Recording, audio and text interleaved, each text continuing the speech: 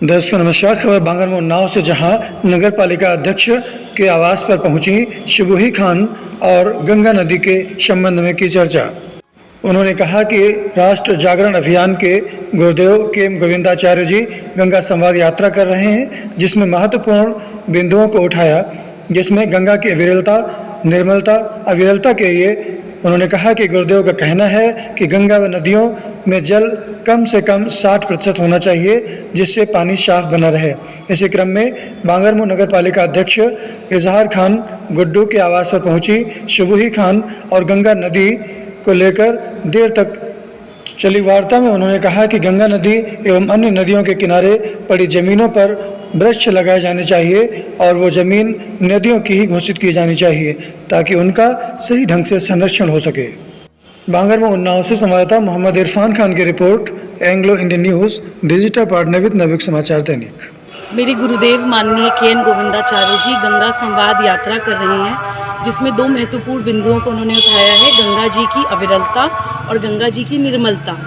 अविरलता के लिए उनका कहना ये है कि गंगा जी में या किसी भी नदी में न्यूनतम जल प्रवाह कम से कम 60% होना चाहिए। अगर नदियों का जल अविरल होगा तो निर्मल यानी साफ़ पानी अपने आप हो जाएगा, क्योंकि प्रकृति में, कुदरत में इतनी ताकत होती है कि वो अपने आप को खुद साफ़ करने की क्षमता रखती है।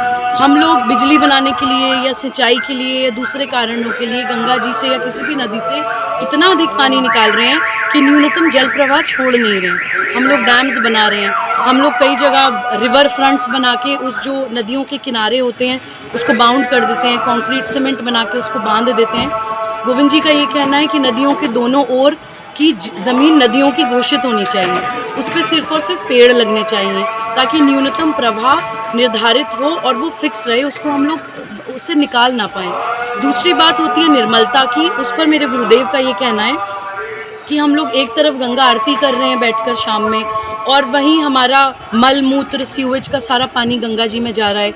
तो सबसे पहले तो ये तय हो कि अगर गंगा जी हमारी माँ है तो माँ के साथ जो व्यवहार होना चाहिए, क्या वो व्यवहार हम अपनी माँ के साथ कर रहे हैं? हम सीवेज का पानी या फिर केमिकल फैक्ट्रीज़ के गंदे केमिकल्स, हानिकारक केमिकल्स अपनी माँ के अंदर प्रवाहित क्यों कर रहे हैं? सबसे पहले अविरलता और निर्मलता के इन दो महत्वपूर्ण बिंदुओं पर हम काम करें, क्योंकि कोई भी देशभक्ति की चीज़ या कोई भी प्रकृति से जुड़ी चीज़ केवल भावनाओं में नहीं होनी चाहिए, वो हमारे जीवन व्यवहार में दिखनी चाहिए। और एक लास्ट बात बोल के मैं अपनी वाणी को विराम दूंगी। जब हम कहते हैं कि भारत माता की जय, तो भारत माता क्या कोई वो मैप है जो हमें कागज़ में दिखाई देती हैं? क्या वो पॉलिटिकल बाउंड्री भारत माता है? भारत माता का मतलब है भारत का जल, भारत की भूमि, भारत की कृषि, भारत की मिट्टी, भारत के जन, भारत की हवा, पशुधन, पहाड़। अगर हम भारत की प्रकृति का सम्मान नहीं कर सकते, उनकी जय जयकार अपने जीवन व्यवहार में नहीं कर सकते, तो केवल शब्दों में भारत माता की जय कहने का कोई अर्थ नहीं रह जाता। किसी पार्टी से मैम इसका लिंक है क्या? देखिए, किसी भी राजनीतिक दल से इसका किसी भी तरह का कोई लिंक ना ही सकारात्मक है ना ही नकारात्मक है। ना हम किसी पार्टी के फेवर में ये काम कर रहे हैं और ना ही किसी पार्टी के विरोध में ये काम कर रहे हैं, क्योंकि गंगा जी की ज़रूरत भारत के हर व्यक्ति को है। Ganga ji is the hallmark of Indian civilization. Ganga ji हमारी भारतीय सभ्यता और संस्कृति की पहचान है। गोविंद जी का ये कहना है कि गंगा जी के संबंध में इस यात्रा के बाद हमारी जो भी अध्ययन होगा, सरकार की बात गोविंद जी सरकार से करेंगे, समाज की बात हम लोग समाज तक पहुंचा रहे हैं, क्योंकि समाज सत्ता और राज सत्ता दोनों के। आप देख रहे हैं Anglo Indian news, digital partner with Navyug Samachar Dainik. खबरों से जुड़े रहने के लिए चैनल को लाइक और सब्सक्राइब अवश्य कर लें, ताकि खबरों की अपडेट आपको मिलती रहे।